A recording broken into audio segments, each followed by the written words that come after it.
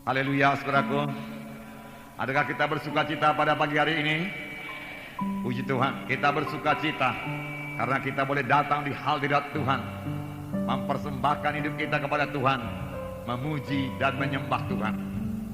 Kita sudah menyanyi, menyembah Tuhan dalam ruh dan dalam kebenaran. Firman Tuhan berkata, Dia bertakhta di atas puji-pujian anak-anaknya. Tuhan Yesus ada di sini. Amin, saudara. Pada waktu Tuhan Yesus memperkenalkan dirinya kepada Musa, sebab Musa bertanya, siapakah engkau Tuhan? Tuhan menjawab, I am that I am. Aku ada yang aku ada. Aku ada yang aku ada. Tuhan ada dari dahulu, saudaraku. Sebelum dunia ada, Dia sudah ada. Amin, saudara. Dan sekarang juga Dia masih ada. Amin. Dan Dia terus ada. Amin. Dan Dia ada di tengah-tengah kita. Amin. Aku ada yang aku ada di tengah-tengah kita. Amin. Adakah kita bersuka cita bersekutu dengan Tuhan pada pagi hari ini? Pastilah aku ada yang aku ada, yaitu Tuhan Yesus sendiri akan menjawab semua persoalan-persoalan saudara. Amin. Dia tidak berubah. Dia Jehovah Rafa. Dia Tuhan yang menyembuhkan. Pada hari ini punya iman buat kesembuhan saudara. Amin. Oleh belur-belur Yesus engkau sudah sembuh, Tuhan berkata. Dan Tuhan tidak menarik janjinya ini. Bahkan Dia suka menggenapkan dalam hidup kita masing-masing. Dan Tuhan juga berkata, kutuk dosa sudah kuangkat daripadamu, kuberikan padamu berkat Abraham. Dalam Tuhan ada perubahan. Siapa saja dalam Tuhan Yesus menjadi kejadian yang baru. Perkara lama lenyap, perkara baru sudah timbul. Amin. Itu biar jadi kepada saudara semua. Tuhan mau menjadikannya bagi saudara-saudara sekalian. Buka hati pada hari ini. Tetapi sesudah kita diselamatkan, masih ada perubahan yang luar biasa lagi.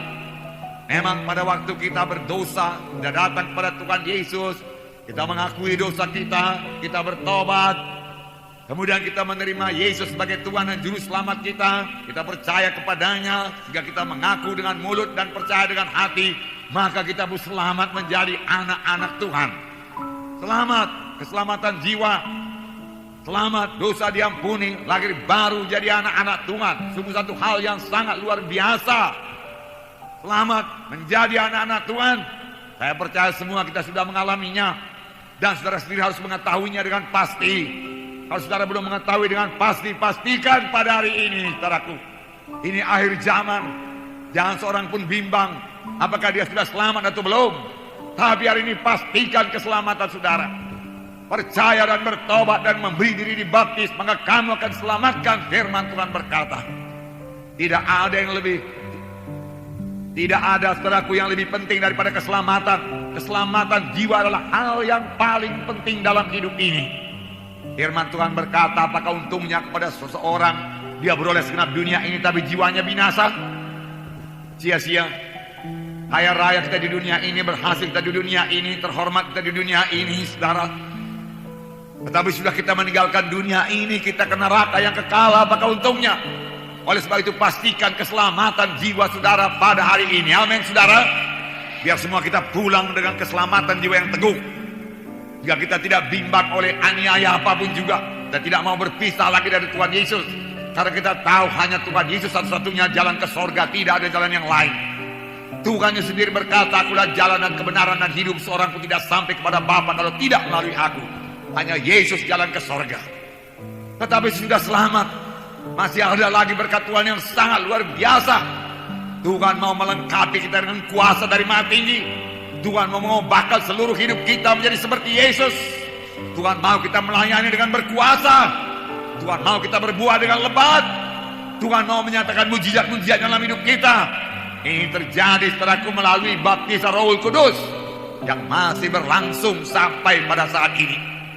Biarlah semua kita percayakan baptisan Roh Kudus. Saudaraku, kita melihat dalam Alkitab bahwasanya baptisan Roh Kudus adalah kehendak Tuhan. Dan Tuhan menghendaki semua anak-anaknya harus penuh, harus dibaptis, kemudian penuh senantiasa dengan Roh Kudus. Dalam Kisah Rasul pasal 2 ayat 14 sampai 18, saya bacakan kepada saudara. Kisah Rasul pasal 2 ayat 14 sampai 18. Saudara dapat firman Tuhan ini, Kisah Rasul pasal 2 ayat 14 sampai 18. Kita baca bergantian. Saya baca ayat 14, saudara baca ayat 15. Kemudian berganti-ganti. Amin, saudara. Mari kita mulai. Ayat 14 saya baca, Kisah pasal 2. Maka bangkitlah Petrus berdiri dengan ke-11 rasul itu, dan dengan suara nyaring ia berkata kepada mereka, hai kamu orang Galilea, dan kamu semua yang tinggal di Yerusalem, ketahuilah dan camkanlah perkataanku ini.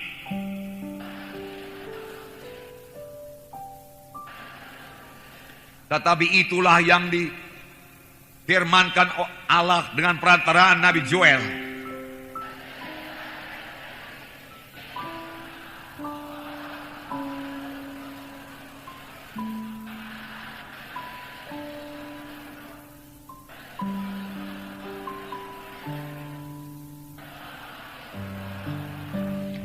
Juga ke atas hamba-hambaku laki-laki dan perempuan akan kucurahkan rohku pada hari-hari itu, dan mereka akan bernubuat. Mari kita baca ayat 41 bersama-sama. Orang-orang yang menerima perkataannya itu memberi diri dibaptis, dan pada hari itu jumlah mereka bertambah kira-kira 3.000 jiwa. Amin, saudara. Puji Tuhan. Saudara, ini terjadi sesudah pencurahan Roh Kudus. Petrus berubah, Petrus berkhotbah, satu khotbah yang sangat luar biasa, sehingga 3.000 orang bertobat dan mereka memberi diri mereka dibaptis. Langsung dibaptis pada hari itu juga. Bahkan mereka tidak melalui training, mereka sudah percaya, bertobat, kemudian mereka memberi diri dibaptis. 3.000 orang banyaknya. Luar biasa pekerjaan Roh Kudus. Roh Kudus luar biasa, amin, saudara. Roh Kudus luar biasa masih bekerja sekarang ini, amin. Roh Kudus yang luar biasa masih mengurapi gerejanya pada hari ini, amin. Roh Kudus memberikan pengertian-pengertian bagi sidangnya, amin. Nah, saudara yang kekasih, Roh Kudus memberikan pengertian kepada Petrus pada waktu itu pencurahan Roh Kudus. Dan saudara sudah mengetahui bahwasanya satu angin keras memenuhkan ruang tempat mereka berkumpul, 120 orang banyaknya. Kemudian lidah-lidah api hinggap di atas tiap-tiap orang. Lalu mereka mulai berbicara dalam bahasa-bahasa yang lain, seperti yang diilhamkan Roh itu kepada mereka untuk mengatakannya. Lalu pada waktu itu banyak orang Yahudi dari segala bangsa yang diam di negara-negara lain datang ke Yahudi, datang ke Israel untuk merayakan hari raya Pantekosta. Lalu mereka itu mendengar 120 orang ini berkata-kata dalam bahasa-bahasa mereka di mana mereka telah lahir. Walaupun mereka orang Yahudi juga. Mereka sangat heran karena orang ini tidak pernah belajar bahasa mereka sebelumnya. Tapi dengan jelas mereka memuliakan Allah dalam bahasa mereka masing-masing. Apakah ini? Apakah ini? Dia katakan. Tapi beberapa orang mengolok-olok dan berkata mereka itu mabuk oleh anggur manis. Tetapi Petrus bangkit dan berkata, ini bukan mabuk anggur sebagaimana sangkamu, karena hari baru pukul 9 pagi. Tetapi inilah kegenapan nubuat Nabi Joel yang berkata bahwasanya pada akhir zaman aku akan mencurahkan rohku kepada segala manusia. Anak-anakmu laki-laki dan perempuan akan bernubuat, tua-tuamu akan mimpi berbagai-bagai mimpi, dia katakan. Dan kemudian kepada anak-anakmu laki-laki dan perempuan akan bernubuat, teruna-terunamu akan mendapat penglihatan-penglihatan, dan orang-orang tuamu akan mimpi berbagai-bagai mimpi. Ini akan terjadi dan ini sudah terjadi, Petrus berkata. Saudara, pertama sekali mari kita lihat berkat baptisan Roh Kudus, biar kita rindu. Dan kalau saudara sudah dibaptis dengan Roh Kudus, biar saudara senantiasa penuh dengan Roh Kudus. Tiap hari berbahasa roh, amin, saudara. Tiap hari berkata-kata dengan bahasa roh. Ini akhir zaman, saudaraku. Dan berkata-kata dengan bahasa roh, roh saya dikuatkan. Dan kalau saya berkata-kata dengan bahasa roh, saya berkata-kata dengan Allah. Kalau saya berkata-kata dengan Roh Kudus menjadi aktif dalam saya, saudaraku. Kalau saya berkata-kata dengan Roh Kudus menguasai tubuh saya, saudaraku. Dengan dosa tidak berkuasa atas saya. Saya tidak bisa berbuat dosa sekaligus berkata-kata dengan bahasa roh, saudaraku. Karena kalau saya berkata-kata dengan bahasa roh, Saya sangat menyadari kehadiran Tuhan. Saya sangat menyadari kehadiran Tuhan. Saya tidak bisa berbuat dosa dengan berbahasa roh. Oleh sebab itu banyak berbahasa roh, banyak berbahasa roh. Amin, saudara. Harus saudara sudah dibaptis dengan Roh Kudus. Senantiasa tiap-tiap hari berbahasa roh. Bahasa roh, saudaraku, bukan milik gereja Pantekosta atau milik gereja Inggris penuh yang lain. Bahasa roh adalah milik, saudaraku, setiap anak-anak Tuhan dari gereja manapun dia yang sudah dibaptis dengan Roh Kudus. Karena bahasa roh adalah tanda mereka sudah dibaptis dengan Roh Kudus. Tapi berbahasa roh tidak cukup sekali saja. Dan jangan malu berbahasa roh. Jadi tiap-tiap hari berbahasa roh itu mengaktifkan Roh Kudus dalam kita. Lalu Roh Kudus akan memimpin kita pada segala kebenaran. Amin. Lalu apakah yang terjadi, saudara? Saudaraku, kita melihat di sini apa yang terjadi. Saudara, Petrus segera mengerti. Apakah yang Petrus mengerti, saudaraku? Kegenapan nubuat Nabi Joel. Petrus mengerti, saudaraku, perkara-perkara rohani. Petrus mengerti perjanjian lama. Sebelumnya dia kurang mengerti. Jangankan perjanjian lama, saudaraku, apa yang dikatakan oleh Tuhan Yesus pun dia tidak mengerti. Langsung Tuhan Yesus menceritakan kepada Petrus mengenai sengsaranya. Namun Petrus tidak mengerti juga. Matius pasal 16 ayat 21 sampai 23. Saya membacakan pada saudara.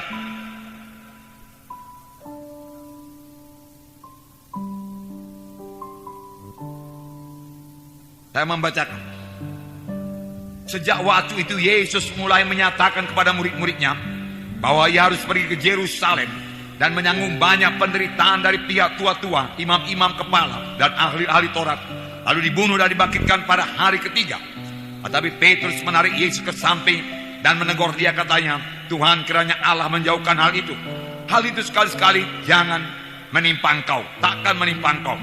Maka Yesus berpaling dan berkata kepada Petrus, "Henyalah iblis, engkau suatu batu sandungan bagiku, sebab engkau bukan memikirkan apa yang dipikirkan Allah, melainkan apa yang dipikirkan oleh manusia."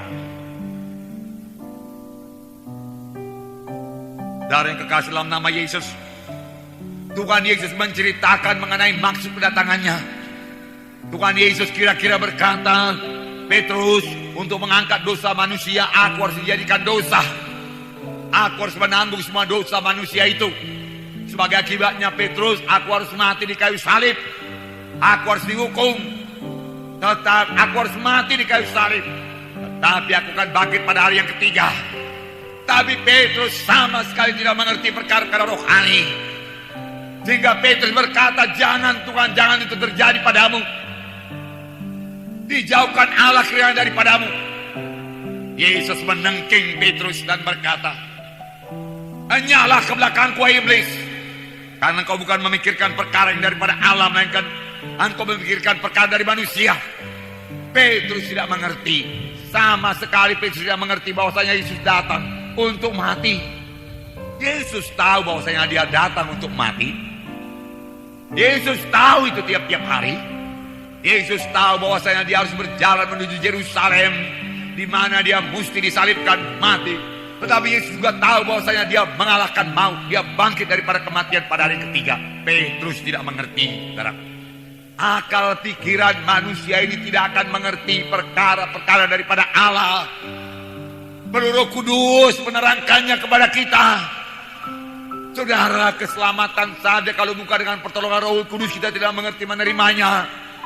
Itu sebabnya banyak orang belum selamat, tidak selamat. Tetapi oleh anugerah Tuhan, oleh pekerjaan Roh Kudus memperkenalkan Yesus kepada saudara melalui firman Tuhan yang disampaikan oleh hamba-hamba Tuhan.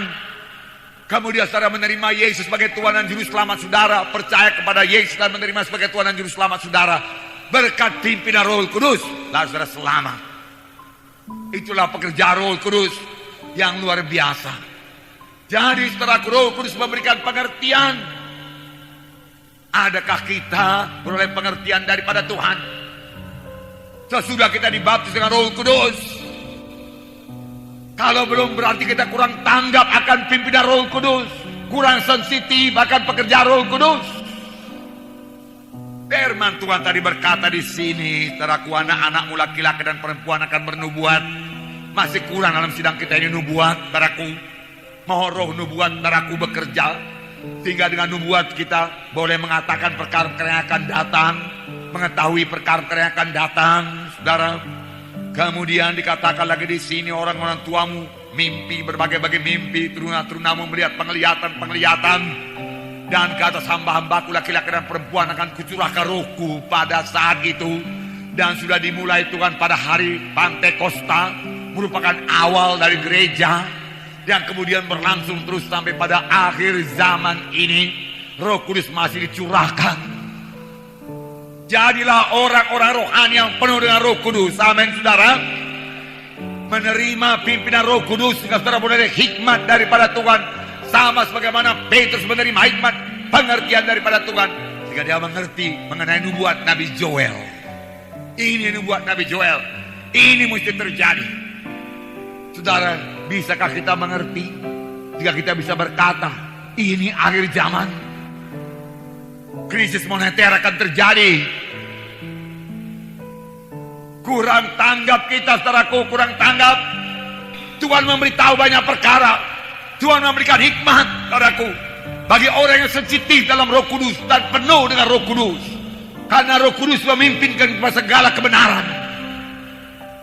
Saudara, sehingga apa yang dikatakan Tuhan Yesus hari itu tidak tiba-tiba datang kepadamu sebagai pencuri yang menjebak pada tengah malam. Tidak. Demikian segala gelombang, segala gejolak, yang kalau pada masa yang akan datang masih datang lagi, biarlah kita ketahui dengan pasti dan kita tahu itu akan terjadi. Amin, saudara. Karena pimpinan Roh Kudus, hikmat yang daripada Tuhan.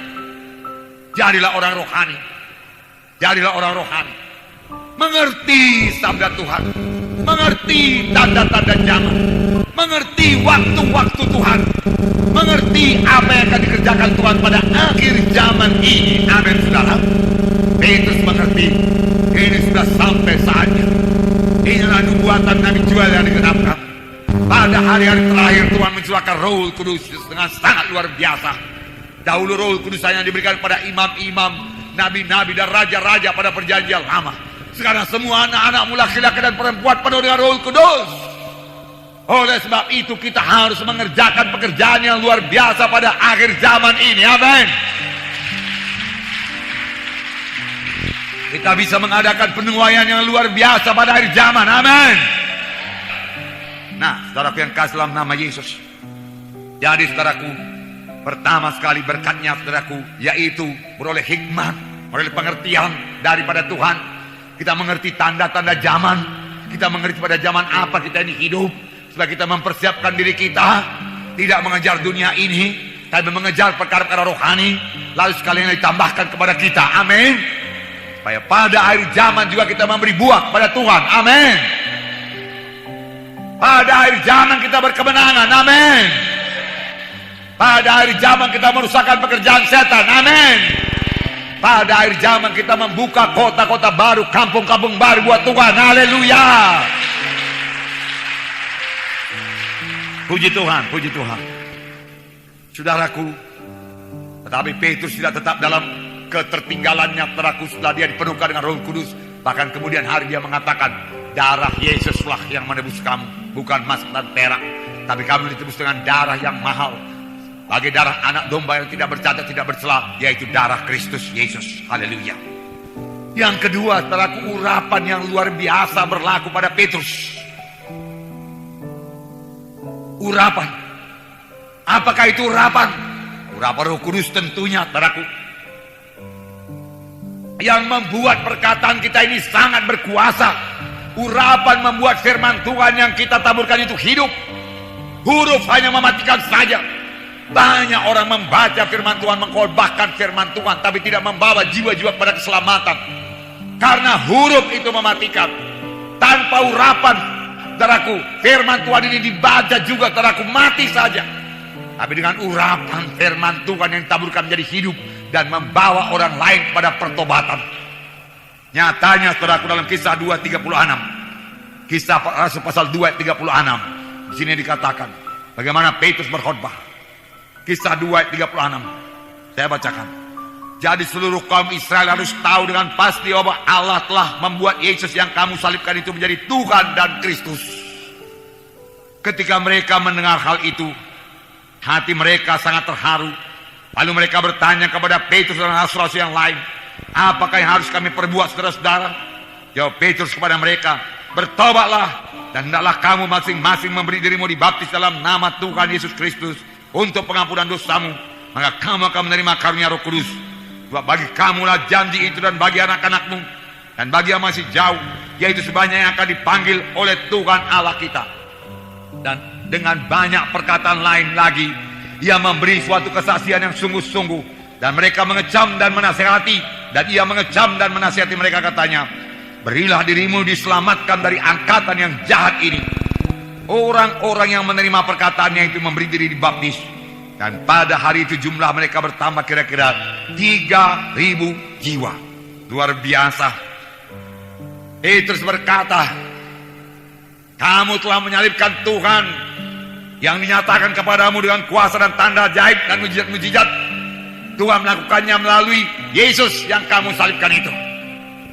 Tetapi biarlah kamu kenal dan kamu harus tahu dengan pasti bahwa Allah telah membuat Yesus yang kamu salibkan itu juru selamat, Kristus yang diurapi. Itulah yang kamu tunggu-tunggu. Tetapi waktu dia datang kamu tidak kenal. Dialah juru selamat itu yang akan menyelamatkan kamu dan sudah menyelamatkan kamu. Tapi kamu tidak kenal. Baliknya, kamu menyalibkan dia. Tetapi Allah membangkitkan dia dari antara orang mati. Dan kami inilah yang menjadi saksi. Petrus berkata, apakah akibatnya? Urapan yang sangat luar biasa bekerja. Urapan membuat orang bertobat. Amin, saudara. Di sini dikatakan, ketika mereka mendengar hal itu, hati mereka sangat terharu dan bertanya kepada rasul-rasul itu, apakah yang harus kami perbuat supaya kami selamat? Luar biasa. Amin, saudaraku. Luar biasa. Biarlah kita semua menerima urapan yang luar biasa ini. Paulus dalam penjara Filipi, Paulus dan Silas menyanyi pada tengah malam, kemudian berdoa pada tengah malam. Mereka memuji Tuhan. Mereka tidak bersungut-sungut karena menginjil dan karena melepaskan seorang yang setanan. Mereka ditangkap dan dimasukkan dalam penjara. Tetapi tengah malam mereka berdoa kepada Tuhan. Mereka menyanyi, memuji, menyembah Tuhan dari tengah-tengah penjara. Dan orang-orang penjara sekalinya mendengar mereka. Tiba-tiba turunlah gempa bumi yang hebat yang menggoncangkan rumah penjara itu dan membuka pintu dan membuka gari-gari pada mereka. Dan mereka semua bebas. Kepala penjara datang dan ketika dia melihat pintu-pintu sudah terbuka semua, gari-gari lepas semua, dia menghunus pedangnya mau membunuh dia, karena membunuh dirinya, karena tak dapat tiada dia akan dibunuh oleh kaisar. Tapi Paulus berkata, jangan sakiti dirimu, kami semua masih ada di sini. Penghulu penjara itu berkata, apakah yang aku perbuat supaya aku selamat? Apakah yang aku perbuat supaya aku selamat? Apakah yang aku perbuat supaya aku selamat? Percayalah kepada Tuhan, maka engkau akan selamat dan seisi rumahmu. Lalu pada malam itu juga dia percaya dan dia selamat dan dia dibaptis dengan seisi rumahnya. Dan dia gembira karena telah percaya kepada Tuhan Yesus. Haleluya. Percaya kepada Tuhan Yesus. Ini urapan. Urapan Roh Kudus bekerja yang membuat orang percaya pada Tuhan Yesus. Kita butuh urapan yang seperti ini sekarang. Saya katakan kepada tiap-tiap pemimpin KKS waktu pertemuan Jumat, mohon urapan Tuhan supaya jiwa-jiwa semuanya bertobat dalam KKS saudara, supaya jiwa-jiwa menjadi orang-orang rohani dalam KKS saudara. Saudara harus banyak berdoa supaya urapan Tuhan bertambah-tambah dalam hidup saudara. Saya katakan kepada pemimpin-pemimpin KKS, tanpa urapan saudara tidak bisa melayani. Tuhan Yesus berkata, Roh Kudus ada padaku dan dia mengurapi aku, dan dia mengurapi aku. Roh Kudus mengurapi aku, sehingga aku memberitakan kabar baik pada orang-orang miskin, kebebasan bagi orang tertawan, kelepasan bagi orang tertindas. Setelah apa? Setelah Roh Kudus mengurapi, lalu Roh Kudus mengurapi. Amin. Amin saudara. Mohon Roh Kudus mengurapi saudara. Haleluya. Roh Kudus bukan hanya mengurapi Petrus, juga pencurahan Roh Kudus akan terjadi bagi kamu, bagi anak-anakmu laki-laki perempuan, bagi teruna-terunamu, bagi orang tua-tuamu. Mereka akan menjadi luar biasa. Mereka mengetahui apa yang tidak bisa diketahui dengan pikiran manusia, dan mereka akan diurapi.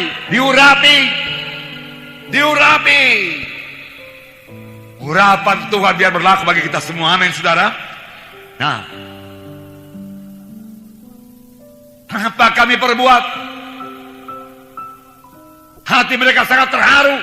Apa kami perbuat Petrus? Bertobatlah. Petrus berkata, bertobatlah, dan hendaklah kamu masing-masing memberi dirimu dibaptis dalam nama Tuhan Yesus Kristus. Bertobatlah. Kurangkah urapan kita? Miskinkah kita akan pengertian daripada firman Tuhan? Bertobatlah. Mulai daripada bertobat akan pikiran-pikiran yang tidak rohani, pikiran-pikiran daging dan duniawi yang memenuhkan pikiran kita ini. Tinggalkan dan buangkan. Amin. Itu termasuk pertobatan. Karena kita yang menguasai pikiran kita, miliki pikiran rohani. Yang masih hidup dalam kehendak daging, tidak menyangkal diri, bertobatlah dan mulai menyangkal diri. Amin. Tanpa salib, saudaraku, tidak ada sorga. Tanpa salib, tanpa sorga. Yesus ke sorga melalui salib. Siapa yang mau mengikut aku, dia harus menyangkal dirinya dan mengangkat salibnya. Tuhan Yesus berkata, kita juga harus menyangkal, bukan kehendakku, kehendakmu jadi. Sangkal diri untuk berdoa tiap-tiap hari. Amin saudara. Sangkal diri untuk membaca firman Tuhan tiap-tiap hari. Amin. Buangkan semua pikiran daging dan duniawi. Amin. Jikalau kamu mengasihi dunia ini, maka kasih Bapa tidak ada padamu. Coba cek, apakah kita mengasihi Yesus? Apakah saudara merasakan kebaikan Yesus? Apakah saudara menghitung, saudaraku, berkat anugerah karunia Tuhan Yesus yang jadi pada saudara? Tiap kali saya mengingat ini, air mata saya, saudaraku, bercucuran, saudaraku, karena Yesus sangat baik. Saya bisa mengatakan kepada saudara, Yesus sangat baik bagi saya. Dia sangat mengasihi saya. Kalau saya katakan mengistimewakan saya, barangkali berlebihan, tapi itu benar, saudaraku. Siapakah saya ini? Sama seperti nyanyian kita yang berkata, siapakah aku ini Tuhan, jadi biji matamu? Saya percaya Yesus mengasihi saudara, bukan mengasihi saya saja, saudara. Karena dia tidak memandang atas rupa. Semua kita sudah ditebus oleh darah Yesus. Tapi apakah saudara merasakan kasih Yesus itu? Itu yang penting. Apakah saudara merasakan kasih Yesus dalam hati saudara? Apakah saudara merasakan, saudara?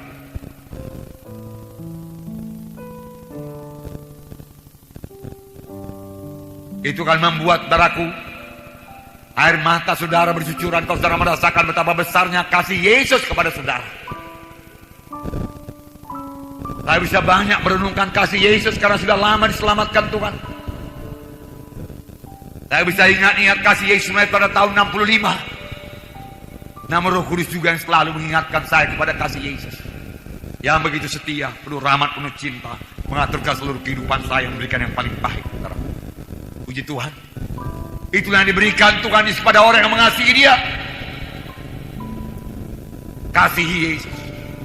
Kasihi Yesus, saudara. Kasihi Yesus. Bertobatlah. Dan firman Tuhan berkata, jikalau kamu mengasihi dunia ini, tidak ada padamu kasih Yesus. Hari ini mengasihi Yesus. Jangan mengasihi dunia ini dan apa yang ada padanya. Segala keinginan mata, keinginan daging, dan hidup dengan kesombongan, bukan daripada Bapa tapi daripada dunia ini. Tapi kenallah, dunia ini sedang lenyap dengan segala keinginannya, dan lenyap juga dengan orang yang melakukan kehendak daging. Kamu akan mati kelak. Marilah jadi orang-orang rohani. Amin saudara. Yang penuh dengan Roh Kudus. Dengan Roh Kudus dalam kita, kita sanggup hidup suci. sanggup hidup benar. Roh Kudus menyanggupkan kita hidup benar. Nah, bertobatlah, bertobatlah. Kemudian dia katakan, berilah dirimu dibaptis. Dan sudah bertobat, beraku beri diri saudara dibaptis. Tanda saudara setuju menanamkan manusia lama. Tanda saudara setuju meninggalkan hidup lama. Tanda saudara setuju kuputuskan hidupku dengan hidup yang lama. Hidup yang mementingkan diri sendiri. Hidup dalam dosa, hidup dalam daging. Kukuburkan dalam nama Yesus. Dalam baptisan aku mulai hidup baru beserta dengan Yesus. Itulah dia baptisan. Cara bahasa sehari-hari, menurut firman Tuhan, baptisan itu adalah perintah Tuhan Yesus. Barang siapa yang percaya dan dibaptiso, baptisan, dibaptis. Baptis nggak ada, itu bukan perkataan bahasa Indonesia, itu diambil dari perkataan Greka. Bahasa Indonesia asli tidak memiliki baptis, perkataan baptis tidak memiliki. Apa artinya? Diselamkan, ditenggelamkan, dikuburkan. Kukuburkan manusia lamaku Tuhan. Kukuburkan hidupku yang mementingkan diri sendiri ini Tuhan. Kukuburkan hidupku yang penuh ambisi, si aku yang hebat ini kukuburkan Tuhan. Kutanamkan itu Tuhan. Sehingga sama sebagaimana Yesus bangkit dalam kemudian alam, aku bangkit dalam satu hidup yang baru, di mana aku boleh dipenuhkan dengan Roh Kudus, lalu berjalan dalam Roh, dan mulai hidup dengan rendah hati, dengan lembut hati, dengan mengasihi Tuhan, mengasihi jiwa-jiwa, sehingga aku berubah, aku berubah, aku berubah. Amin. Itulah baptisan air, saudaraku. Benarkah percik saudaraku bisa melaksanakan hal tersebut? Mengertikah saudara apa gunanya dipercik itu? Saudara dulu dipercik. Itu sebabnya firman Tuhan Alkitab ini berkata bahwasanya yang dibaptis itu adalah orang yang sudah mengerti bertobat dan mengerti menerima sebagai Tuhan dan Juru Selamatnya, dan mengerti bahwasanya ada manusia lamanya yang perlu dikuburkan, ada dosanya yang perlu dikuburkan, dengan segala kutuk dosa itu dikuburkan, lalu berkat Abraham menjadi miliknya. Lalu sesudah jadi baru, Tuhan bisa memprogram setelah lagi dengan program yang baru. Sama sebagaimana komputer, apa yang diprogram ke dalamnya itulah yang jadi isinya. Sejak dari lahir kita ini diprogram oleh manusia lama, oleh setan. Kemudian kita menerima Yesus masuk dalam hati kita, tetapi masih ada di dalam manusia lama itu, dengan segala kebiasaan-kebiasaannya yang lama, dengan segala kehendak dagingnya yang mau berlejat-lejat, yang mau duniawi, yang mau kedagingan, yang mau memuaskan hawa nafsu. Itu semua mesti dikuburkan dahulu dalam baptisan. Kutinggalkan semua, dikosongkan dulu semua. Lalu Tuhan memiliki program yang baru bagi kita masing-masing menjadi manusia baru yang bisa dipakai Tuhan, yang jadi terang, jadi saksi Tuhan, jadi alat Tuhan yang berkuasa, yang berguna bagi kerajaan sorga dan berguna bagi orang lain. Amin. Jadi kekristenan bukan menjadi sekedar anggota gereja, dibentuk terus menjadi seperti Yesus. Amin. Nah, beri diri saudara dibaptis pada sore kali ini. Siapa yang mau dibaptis, beri diri saudara dibaptis. Saudara, nggak usah banyak perdebatan. Sudahkah saudara menjadi kejadian baru? Sudahkah saudara menang atas kehendak daging saudara? Sudahkah saudara bebas daripada kutuk dosa? Sudahkah saudara bebas daripada cinta kepada dunia ini, cinta kepada dosa? Sudahkah saudara bebas daripada perambaan dosa? Kalau belum sepenuhnya bebas, sudah jadi bebas sebagian, tanamkan manusia lama. Karena dosa hanya berkuasa pada manusia lama. Kuburkan itu. Dan kalau dosa itu datang lagi, pergi kau di sana, tempat baptisan itu, di situ kuburkan oleh manusia lama. Silakan ke sana. Amin, saudara. Lalu hidup baru. Hidup baru, seluruh hidup diserahkan kepada Tuhan. Boleh menjadi alat Tuhan pada akhir zaman ini, di mana sangat dibutuhkan pekerja-pekerja yang benar, pemimpin-pemimpin rohani yang benar, yang memimpin jiwa-jiwa kepada kebenaran. Haleluya, puji Tuhan. Nah, bertobatlah dan hendaklah kamu masing-masing memberi dirimu dibaptis dalam nama Yesus Kristus untuk pengampunan dosamu. Lalu kamu akan menerima Roh Kudus. Mau bertobat, tanpa bertobat, cinta dosa, tidak bisa Roh Kudus masuk. Aku sudah bosan dengan dosa. Aku tahu akibat dosa merusak aku.